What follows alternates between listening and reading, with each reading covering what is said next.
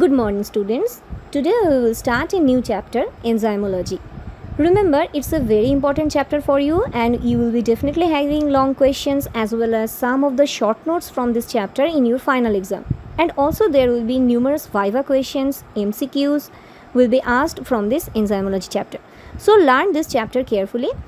And look, this is a very big topic, so it will be covered under 5 to 6 classes. And today is the first class of enzymology. Today's topics are definition, classification, nomenclature, cofactor, coenzyme and prosthetic group. So let's start today's class. At first we will learn what is enzyme.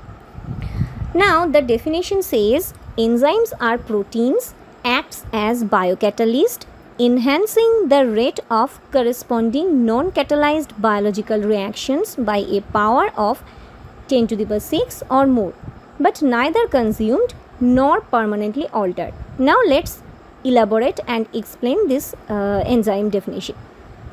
Now first thing what it says the enzymes are protein acts as biocatalyst. So the chemistry of the enzyme that it is protein in nature and it acts as biocatalyst, that is catalyzing biological reaction in our system. And the next thing is it enhances the rate of corresponding non-catalyzed biological reactions by a power of 10 to the power 6 or more. What is the meaning of it? That is the biological reaction in our system can progress in a very slow rate, but if you introduce the enzyme into the system, then the reaction will be speeded up. So the rate of the reaction will be enhanced by a power of 10 to the power 6 or more. So actually what is the main function of the enzyme? That is the enhancing the rate of the reaction. And lastly, it is neither consumed nor permanently altered. At the end of the reaction, the enzyme will be as such as it was before the starting of the reaction. So the enzyme is neither consumed in the reaction nor permanently altered. So this is the definition of the enzyme. Now next slide. Now next a short characteristics of enzymes. These are, first of all, the enzymes are protein in nature, as we discussed before in the definition part. But there is a exception, that is ribozyme. You all know that ribozymes are the enzyme. Actually these are nucleic acid. They are RNA molecule having the catalyzing activity. So ribozymes are the exception, that they are not protein but they are enzymes. Now next characteristics is these are water soluble. Enzymes are water soluble.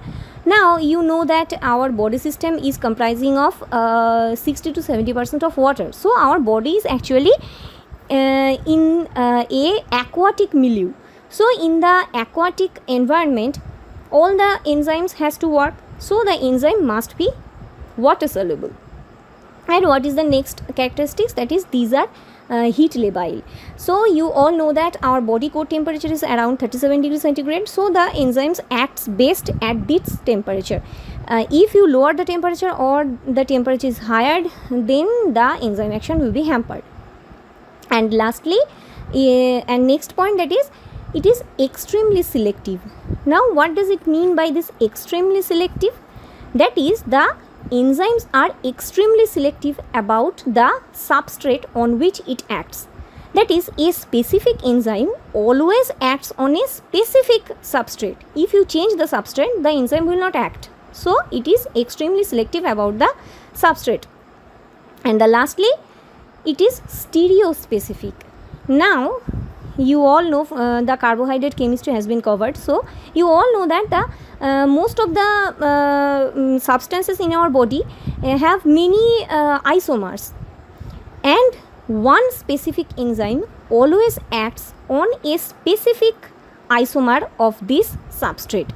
If you change the isomer of the same substrate, then the enzyme will not act. So the enzymes are stereospecific.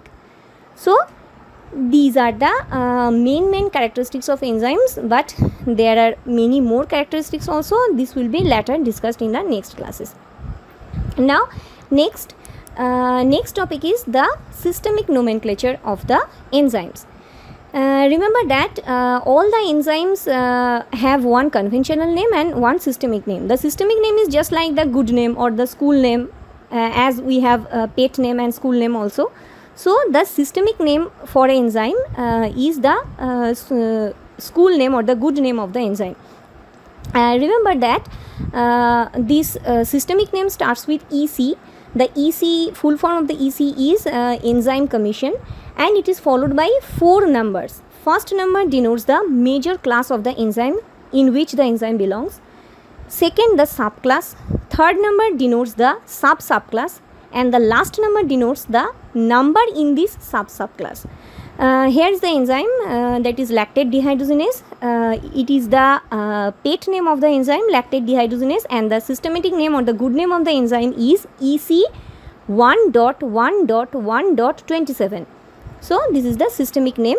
I think it's a nice to know slide for you. So now we are coming to the next very important topic in the next slide, that is the enzyme classification. Now the enzymes are classified under according to the chemical reaction they catalyzes. So let's look at the enzyme classification.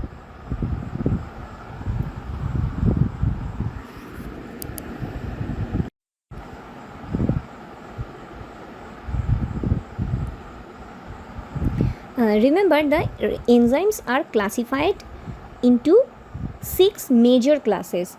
What are those 6 major classes? That is oxidoreductases, transferases, hydrolase, lyase, isomerase and ligase.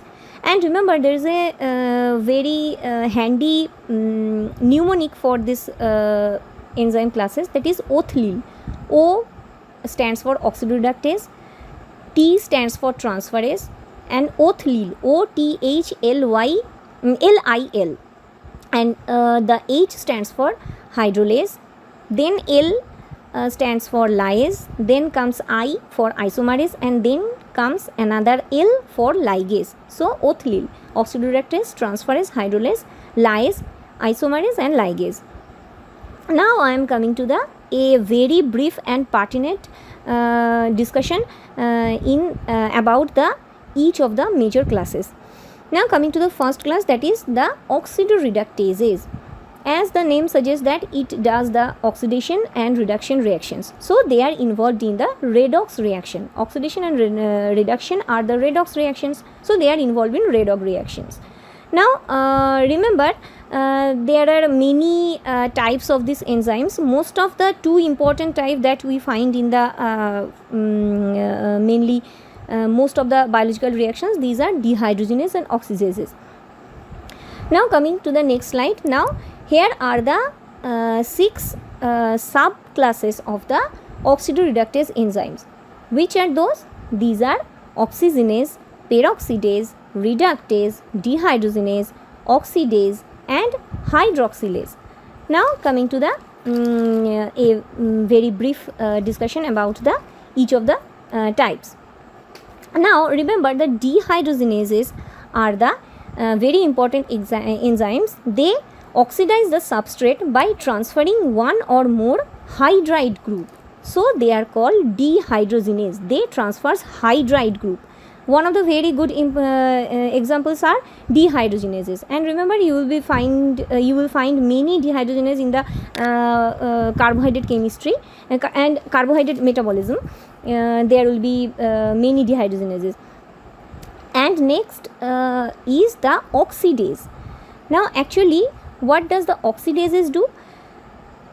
Oxygen is here acting as the hydrogen or electron acceptors, and the example is glucose oxidase. And the next is the hydroxylase. Now the hydroxylase are the enzymes which add hydroxyl group to the substrates. Hydroxyl group is added, so the name is hydroxylase. And the hydroxylase enzymes you will find in the xenobiotic detoxification. What is the xenobiotics? That is the foreign materials like drug or the food that we eat or some indigenous substances also, they have to be detoxified in the body, and these are the enzymes. There are many enzymes for detoxification of the drugs or the xenobiotics. One of them is hydroxylases. Now coming to the next, that is oxygenase. What they do, as the name suggests, oxygenase, so they causes oxygenation. So that is, they incorporate oxygen atom into the organic substances, so they are oxygenase. And remember, there are another thing, that is oxidase. Oxidase means they actually transfer the electrons, and oxygenase are the enzymes which incorporates oxygen into the substrates. Now what are the types of the oxygenases? Actually, oxygenase enzymes you will find in the protein metabolism or the amino acid metabolism. There are tyrosinase is one very important oxygenase enzymes. Now coming to the next slide. Here are the examples of the different types of oxidoreductases, that is oxidase, as I stated, example is glucose oxidase. Number 2, dehydrogenase, that is lactate dehydrogenase. Number 3, reductase, that is succinate CoQ reductase, that is a very important enzyme in the electron transport chain. And peroxidase, another important thing, that is the peroxidase. Actually what they do, they causes reduction of the hydrogen peroxide or hydroperoxides, so they detoxifies the peroxides.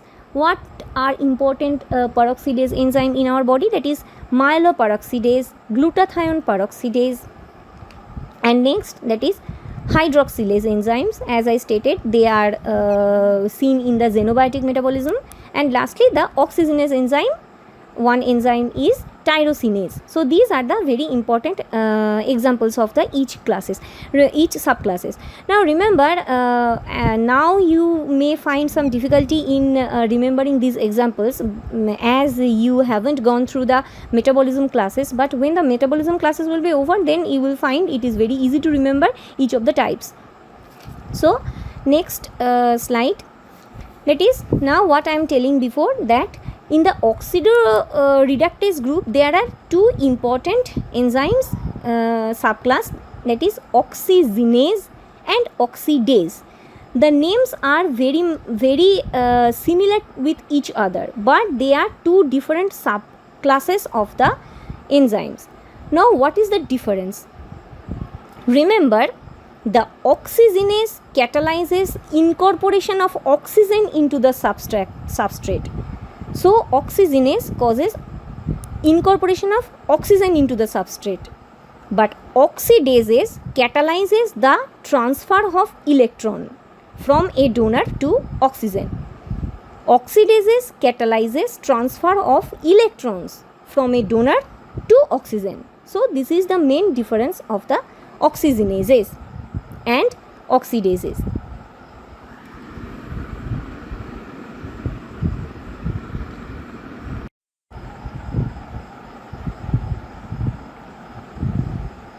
And another noteworthy point is the oxygenase may be of two types, dioxygenase or monooxygenase.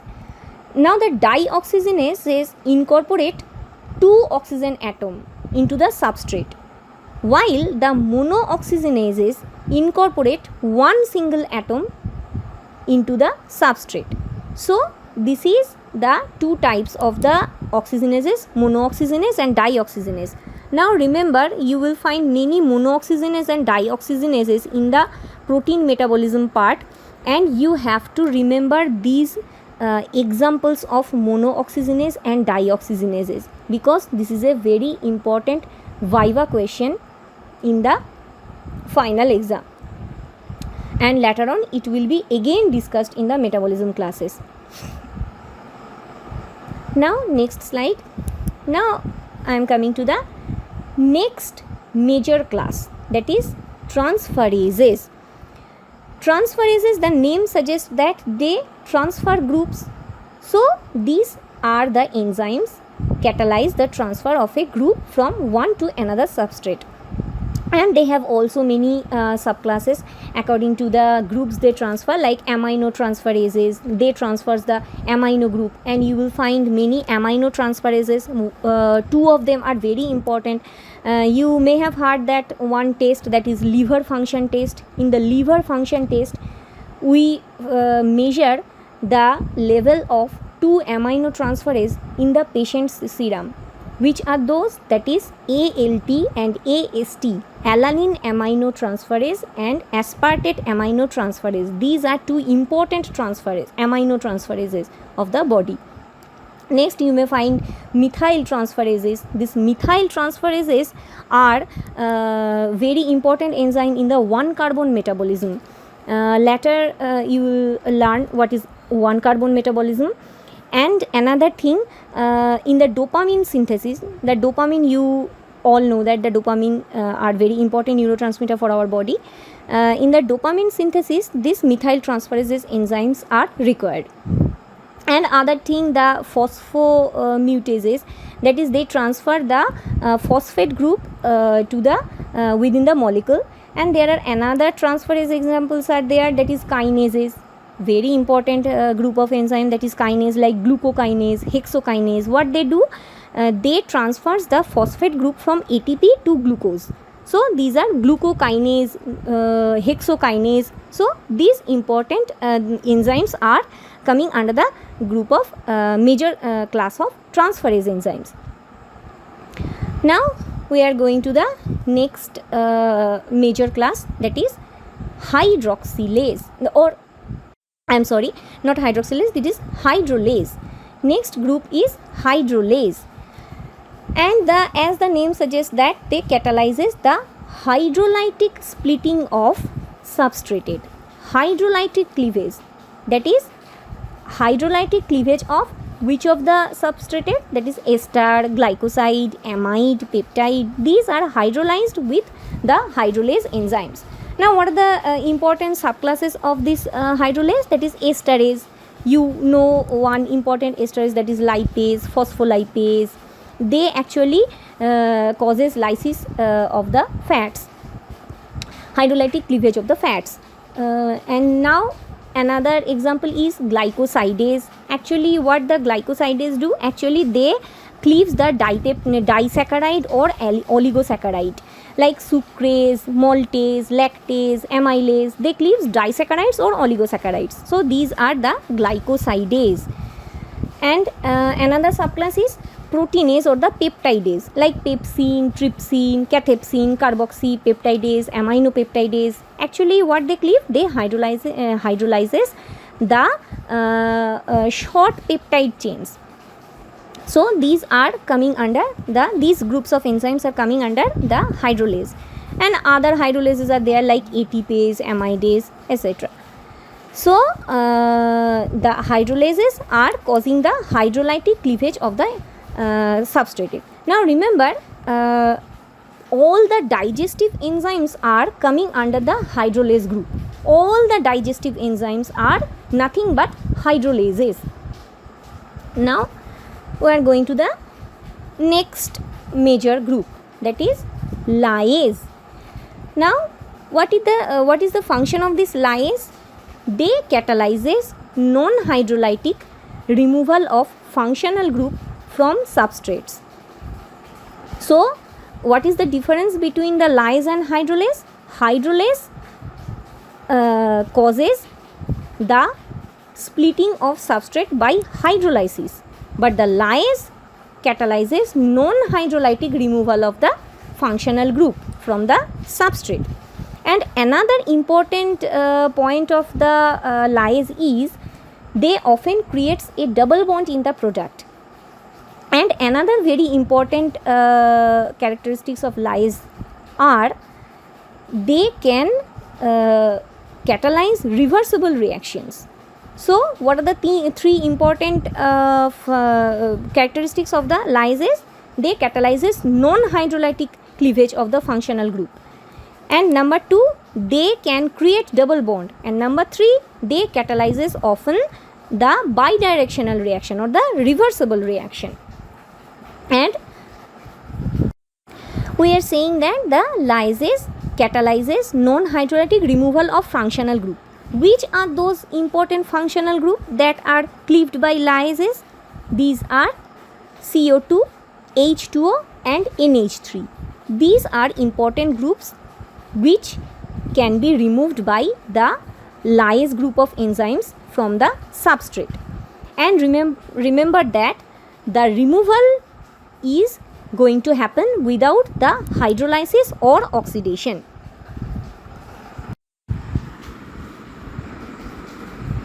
So, lyases can add or remove CO2, H2O or NH3 groups without hydrolysis or oxidation, and they results in formation of double bond, and often they catalyzes the reversible reactions. So, these are the important features of the lyases. And there are many subclasses of the lyases like decarboxylase, aldolase, dehydratase, deaminase, synthase, etc. And remember, the decarboxylase removes CO2 group. The dehydrases removes the H2O group. Hydrases add H2O. Dehydrase removes H2O and hydrase removes added H2O. So the dehydrases and hydrases are doing just the opposite actions. And another thing, deaminase, they removes the amine group or the NH3 groups. Now next slide. Now this is the major subclasses of the lyase according to which bonds they cleave. Now the lyase subgroup 1, they cleaves the carbon-carbon bonds. Lyase subgroup 2 cleaves carbon-oxygen bond. Lyase subgroup 3 cleaves carbon-nitrogen bond. Subgroup 4 cleaves carbon-sulfur bond. Subgroup 5 cleaves carbon-halide bonds. Subgroup 6 cleaves phosphorus-oxygen bonds. And there are some other miscellaneous types of lyases also. So these are the types of the lyases or the subclasses of the lyases according to which bond they cleave. Now we are going to the next 5th major class, that is isomerase. These are enzymes which catalyze geometric or structural changes within one molecule. Isomerase, so they acts on isomers or changing the isomers. And there are many subgroups of the isomers. These are isomer which causes cis-trans transformation of the substrate. Number 2 subgroup is racemase, which forms L isomer from D or vice versa. And there are epimerase, which can cause transformation of optical isomers. And lastly, mutase, which can cause intramolecular rearrangement of some groups. So in the next slide we will see the examples in details. First is the substrate isomers. Remember that they do cis-trans isomerism, that is malate and fumarate. Now remember, the malate and fumarates are the cis-trans isomers. So the isomerase enzymes can transform malate to fumarate and fumarate to malate. Now next example, that is of the racemase. What they do? They do the D and L, they can interconvert D or L isomers. Now here you can see one thing, that is the alanine racemase, which causes D or L transformation of the alanine. And next, third example is the example of epimerase. Now here the example catalyzes, here epimerase enzyme catalyzes the xylulose 5-phosphate to ribulose 5-phosphate conversion and vice versa. So xylulose 5-phosphate and ribulose 5-phosphate are the optical isomer of the each other. So here the enzyme is apimerase, which can cause the optical change in the optical isomerism. And lastly, there are example of the mutase. What you can see here, that is 3-phosphoglycerate with the action of phosphoglyceromutase forms the 2-phosphoglycerate. So here the phosphate group from the 3 carbon moves to the 2 carbon and vice versa. So this is the enzyme of mutase. This mutase enzymes causes intramolecular change in the position of a functional group. That is, the phosphate group here changes the position from 3rd carbon to 2nd carbon. So this is example of the mutase. So these are the 4 types of the isomerase: isomerase, racemase, epimerase and mutase. Now I am coming to the 6th major group, that is the ligase. So what the ligase do? As the name suggests, it can ligate. It can ligate the functional group to the substrates. So it is ligase. And what is the definition of ligase? That is, it catalyzes the synthesis of various bonds coupled with breakdown of energy containing substrate, usually that is ATP. So in a nutshell, it ligates various groups with the help of energy. It can ligate various groups with the help of energy. Now here is a little bit of elaboration of the activity of the ligases in the next slide. That is, ligase can form CC, that is carbon-carbon bond, carbon-sulfur bond, carbon-oxygen bond and carbon-nitrogen bond. So what are the bonds ligase can form? That is carbon-carbon, carbon-sulfur, carbon-oxygen and carbon-nitrogen bond can be formed by ligases at the expense of the ATP or the hydrolysis of the high energy phosphates or energy. Remember, the ligase always act with the presence of energy. Now there are many types of the ligases like synthetase, carboxylase. Here we are giving one example. It's a very nice example, that is L-glutamate. From L-glutamate with the enzyme glutamine synthetase, that is a ligase, forms the L-glutamine. So from glutamate, glutamine is formed. So the acid from the acid one amine is formed. So here what happens? L-glutamate plus NH4 plus ATP with the help of glutamine synthetase forms the L-glutamine and ADP. So here with the energy, with the presence of energy that is hydrolyzed by ATP and which is obtained by ATP hydrolysis, the glutamine is formed.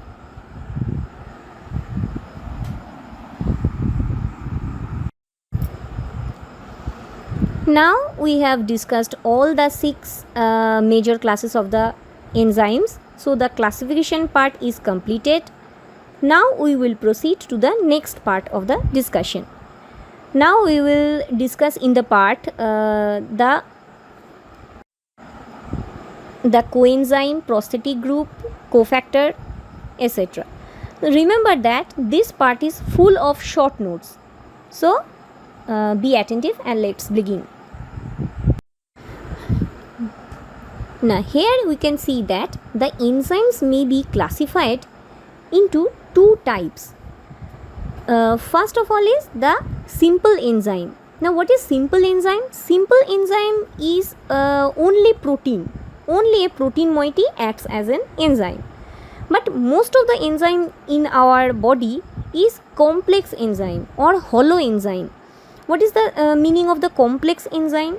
That is, here the enzyme is comprising of protein part as well as non-protein part, and the whole complex of protein and non-protein part is called hollow enzyme. So what is hollow enzyme? Hollow enzyme is the protein part plus non-protein part of the enzyme, and the whole holoenzyme is the active part of the active form of the enzyme. So now second thing arises in your mind, that what is the name of these two part, the non-protein part and protein part? The protein part of the enzyme is called apoenzyme, and the non-protein part is called the cofactor. So you can say holoenzyme is equal to apoenzyme plus cofactor. The apoenzyme is the protein part and the cofactor is the non-protein part. So the active holoenzyme is equal to inactive protein part plus cofactor. So remember, the cofactor is essentially needed for the complex enzyme to become active. Without this cofactor, the enzyme is inactive. So holoenzyme is equal to apoenzyme, protein part, that is apoenzyme plus non-protein cofactor. Now coming to the next slide. Here you can see a beautiful pictorial depiction of the holoenzyme, apoenzyme and coenzyme. Coming to the first picture in the above, that is a pink pink block, that is the apoenzyme or the protein part, and here is a small green colored part, that is the cofactor or the non-protein portion. When the pink block, that is the apoenzyme, has a clavices where the cofactor fits, and thereafter a pocket is formed where the substrate can bind. So after formation of this pocket, by the addition of the apoenzyme and cofactor, the whole complex enzyme becomes active and the substrate gets attached to it. Now coming to the below second photograph, that is you can see here, that is a C-shaped green colored protein part, that is apoenzyme. Here in the apoenzyme there is a cleft. There in this cleft, the non-protein yellow part, that is the coenzyme, gets attached, or the cofactors get attached. After attachment of the cofactor, the whole protein plus non-protein part, whole enzymes, that is the holoenzyme, becomes active, and then there will be formation of a beautiful pocket, that is the substrate attachment site, and now the blue colored substrate is attached with this cleft, and then the enzyme activity begins and the whole reaction is catalyzed. So this is the importance of the cofactor in the enzyme activity. Now we are coming to the next slide. By the time you have known that the cofactors or the non-protein parts are very important for the enzyme action. Now what are the types of cofactors? Now remember, cofactors may be of three types. First is the essential ions, that is the cations or the metals or the cations. They can act as the cofactor. And other two type is the coenzyme and prosthetic group. And what is the difference between the coenzymes and prosthetic group? Coenzymes are the part that gets loosely bound with the enzyme, and the prosthetic groups are very tightly bound with the enzyme. So the cofactors are of three types: essential ions, loosely bound coenzymes, and very tightly bound prosthetic groups. Now we are coming to the next part, that is the types of the cofactor, some more elaboration of the coenzyme and prosthetic group. Now, so what is the coenzyme? It is the non-protein component that loosely binds with the protein part of the enzyme. And what is the bond they form? That is the non-covalent bond. So with the non-covalent bonds, the coenzyme gets loosely bound with the apoenzymes. And what are the examples of these coenzymes? These are mostly derived from vitamins, that is water soluble vitamins, that is mainly vitamin B complexes. And the next thing, that is prosthetic group. These are the non-protein components which is tightly bound with the apoenzyme by covalent bonds, and these are the prosthetic groups. So the prosthetic groups are very tightly bound with the apoenzyme by covalent bond. Now you can see in the next slide that the vitamins are the precursor of the cofactors, many cofactors. Which are those? Let's have a look at the vitamins which can act as cofactors. Now from the vitamin B1, that is the thiamine, the coenzyme that is formed is thiamine pyrophosphate, and they transfer the aldehyde groups. And from the vitamin B2, that is riboflavin, we can get FAD, flavin adenine dinucleotide. These are the coenzymes for oxidation reduction reaction. And from B6, that is pyridoxine, we can get pyridoxal phosphate, which helps in transfer of groups from amino acids. And another, that is nicotinic acid, we can get NAD, which is again helpful cofactor in the oxidation reaction or reduction reaction. And from pantothenic acid, we get coenzyme A, another very important coenzyme, that is coenzyme A, which transfers the acyl groups. And next, biotin lysine complexes. These are again acting as the coenzymes. And folic acid. You all know that from folic acid you can get tetrahydrofolate or dihydrofolate. They can transfer 1 carbon compounds. So these are again very important cofactor. And another thing, that is vitamin B12. The vitamin B12 can also act as cofactor and helps in transfer of methyl groups. So these are the vitamins which can act as cofactors. They can create cofactors. So now we are going to the next slide. Now remember, in some books you may find that the cofactors are broadly classified into two groups. What are those two groups? That is essential ions and coenzymes. Here in the coenzymes, they classifies the coenzyme into two groups, that is co-substrate and prosthetic group. And they are saying that the co-substrates are the loosely bound coenzyme and prosthetic groups are the tightly bound coenzyme. So these are another way of classifying the cofactors you may find in other group. And here I am just mentioning it for your query. And another thing, there may be one very important viva question, that is coenzymes can also be called as co-substrated. That is why you have to elaborate this thing, that is coenzymes are also co-substrates.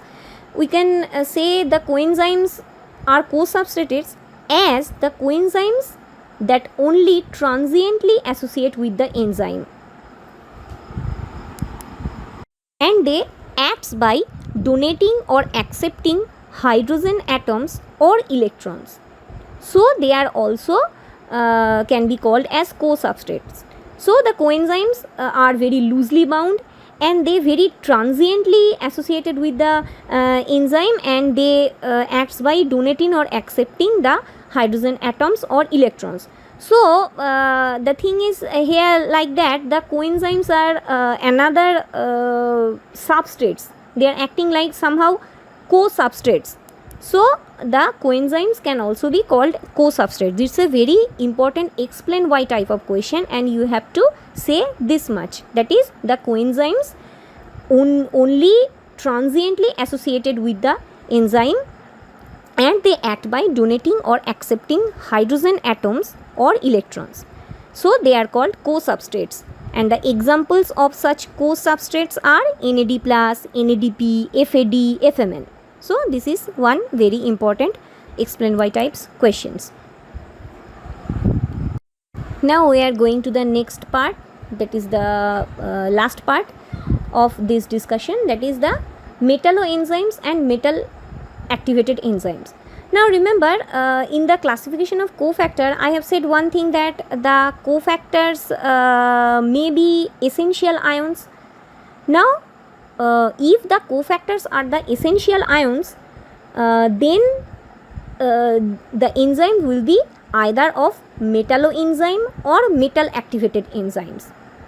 So roughly that these types of enzymes always need the metals for their action. But here also one important difference is there. For this, the two names are given to these enzymes. Some enzyme are metalloenzyme and some enzymes are metal activated enzyme. What is the difference between these two types of enzymes? Both of them requires metal, but what is the difference between them? That is, metalloenzyme, the metal is tightly bound with this enzyme, and if you remove these metals, then the enzyme loses its activity. So metal is the part and parcel of this enzyme. This is metalloenzyme, and one example is carbonic anhydrase. So this is metalloenzyme. And other is metal activated enzyme. Here the metal is not tightly bound with the enzymes, but this enzymes needs metal in the reaction medium for their action. So here the metal ions are associated but not bound with the enzyme, and if you remove these metals from the reaction mixture, then also the enzyme remains active, but the enzyme does its job in a very slow rate. But if you add metals in this reaction mixture, then the rate will be very much enhanced. So this is the metal activated enzyme. One example is kinases. So it is clear which is which enzymes are metalloenzymes and which enzymes are metal activated enzymes. So these two groups of enzymes needs essential ions or the metal ions for their action, but there is difference of one thing, that is, in metalloenzyme it is tightly bound, and in metal activated enzyme it is associated with the enzyme but not bound to it. Clear? Now I am going to the next topic, next slide, that is a little bit of more discussion of differences between these two types of enzymes.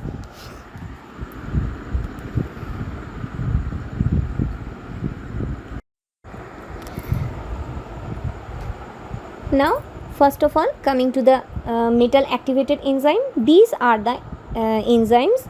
Here metals are not tightly bound with the enzyme, it is loosely bound or associated with the enzyme. But the metalloenzyme, the metals are tightly bound with the enzyme.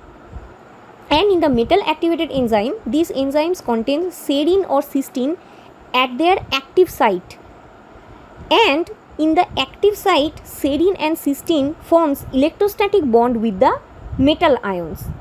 This is the metal activated enzyme. This is the characteristics of metal activated enzyme. But in case of metalloenzymes, the metals forms strong coordinate or covalent bond with the amino acid of the metalloenzymes. So this is metalloenzyme. And next point is, the metal activated enzymes have an absolute requirement or stimulated by the metals. That is, if you take away the metal, in case of metal activated enzyme, the enzyme can somehow manages to act. But if you add metals in the reaction media, then the enzyme will be enhancing the activity of the enzyme. But in metalloenzyme, if you dissociate the metals, then the enzyme activity will be lost. And remember, in case of metal activated enzyme, mostly group 1A or group 2A of the periodic table metals are associated. with the enzyme. That is, in the metal activated enzyme, the group 1A or group 2A, that is the alkali metals like sodium, potassium, magnesium, calcium, these are main ions which are associated with the metal activated enzymes. But in case of metalloenzymes, mostly transitional metals like zinc, iron, copper, manganese, cobalt, these are part and parcel of metalloenzymes. So in the metalloenzymes, the transitional metals are there. In the metal activated enzymes, alkali earth metals are there. So these are the main differences of the metal activated enzyme and metalloenzymes. I hope it's clear. Now I am going to the next slide, that is some examples of the metalloenzymes and metal activated enzymes. Now in metalloenzymes, zinc containing metalloenzymes are over 300 in our body, and it is very important for our body function. That is, zinc containing metalloenzymes are dehydrogenases, RNA polymerase, DNA polymerase, carbonic anhydrase, carboxypeptidase, aminopeptidase, etc. And copper containing metalloenzymes are tyrosinase, superoxide dismutase, cytochrome oxidase. And cytochrome oxidase, remember, they also contains iron. Lysyl oxidase are copper containing metalloenzymes. Dopamine beta hydroxylase are copper containing metalloenzymes.